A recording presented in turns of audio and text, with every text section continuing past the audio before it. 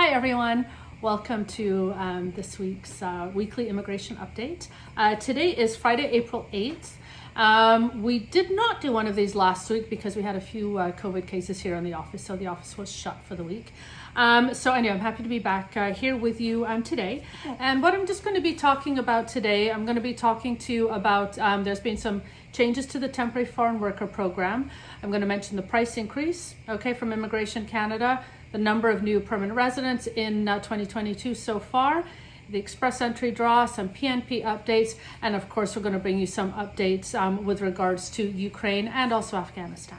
Okay, so to start off with, there have been some important changes this week with the temporary foreign worker program. So on April 4th, Canada announced some changes, really because there's still a lot of labor shortages going on across Canada. So they're trying to make it easier for Canadian employers to bring in temporary foreign workers. So there were 5 key policy changes that are going to be implemented. Some are going to be effective immediately and some as of April 30th. So to begin with, those that are going to be in effect immediately, there will no longer be a limit to the number of low-wage positions that employers in seasonal industries such as fish and seafood processing can fill through the temporary foreign worker program. Okay, so this makes permanent the seasonal cap exemption that has actually been in place since 2015. In addition, the maximum duration of these positions will be increased from 180 days to 270 days per year. Secondly, and this is a massive change, labor market impact assessments, LMIAs, are now going to be valid for 18 months. Okay, so this is increased from 9 months, and the 9-month was actually put in place during COVID. Previous to that, LMIAs were always valid for 6 months. Okay, so what that means is that once an LMIA is issued, the temporary foreign worker has a certain amount of time at which point they need to apply for the work permit. So that's gone from 6 months to 9 months, and now with immediate effect, it's 18 months. So this is great, okay, because once the employers have that in place, it gives them a bit of time for the temporary foreign workers to get their permits, okay. Thirdly, the maximum duration of employment for high wage and global talent stream workers will be extended from 2 years to 3 years, okay. Again, this is great because it means then that once the work permits are issued, they will be valid for 3 years instead of 2, so it gives them that extra time as well to apply for permanent residency.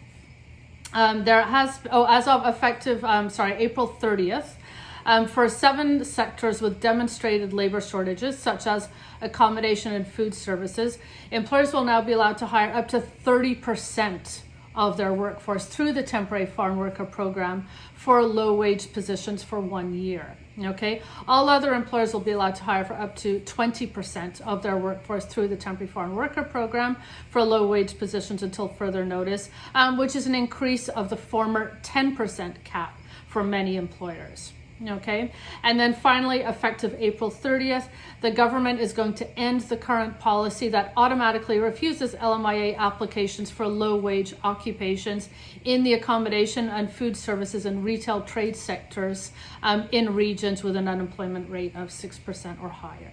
Okay, so obviously go to the website for all of these details, but those are some pretty major changes, most specifically the 18-month duration for LMIs that are to be issued now. Okay.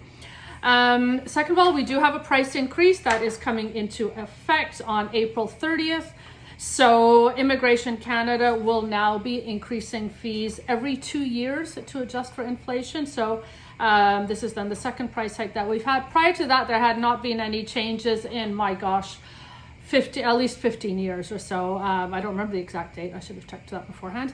But as of April 30th, so just so you know, the main changes, and they're not huge, okay, but you do need to be aware, the right of permanent residency fee is going up from $500 to $515. The application fee for a principal applicant is going from $825 to $850, okay? And for a child, it's going up just $5, so from $225 to $230. Other notable increases are for spousal sponsorship. So last time there was actually no change in the prices there, but now the fee for the sponsored principal applicant is going up from $475 to $490. There's no change in the sponsorship fee, that remains $75. The only other change there is with regards if there's an accompanying spouse or a dependent child, it's going up slightly for the spouse from $550 to $570, and the child from $150 to $155. Okay, so again, I'm not going to go through all of those. Go to immigration's website and you're going to see all of those specific details with regards to the price increase as of April 30th. Okay. The Immigration Minister, Sean Fraser, did announce that so far in 2022, there's been over 108,000 new permanent residents who have come to Canada. Okay, so that's good. It looks like we're all on track to hopefully meeting our target this year. Express entry draws, we're still waiting, of course, on a draw under Canadian Experience class or federal skilled workers. So again, fingers crossed that comes soon. Right now, there was an express entry draw on March 30th. And again, provincial nominee program, no surprise there. So 919 invitations were issued and the CRS score was 785. Okay. A few PNP updates for you.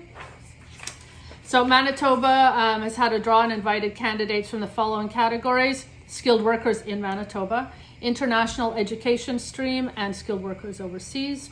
BC PNP has issued invitations to apply to qualified skills immigration registrants. So targeted invitations to apply have also been issued to qualified registrants in healthcare, childcare, and other priority occupations. And finally, the Ontario Immigrant Nominee Program, the OINP, has held multiple draws recently for master's graduates, employer job offer foreign workers stream, and employer job offer in-demand skills stream. Some updates for you with regards to Ukraine and Afghanistan.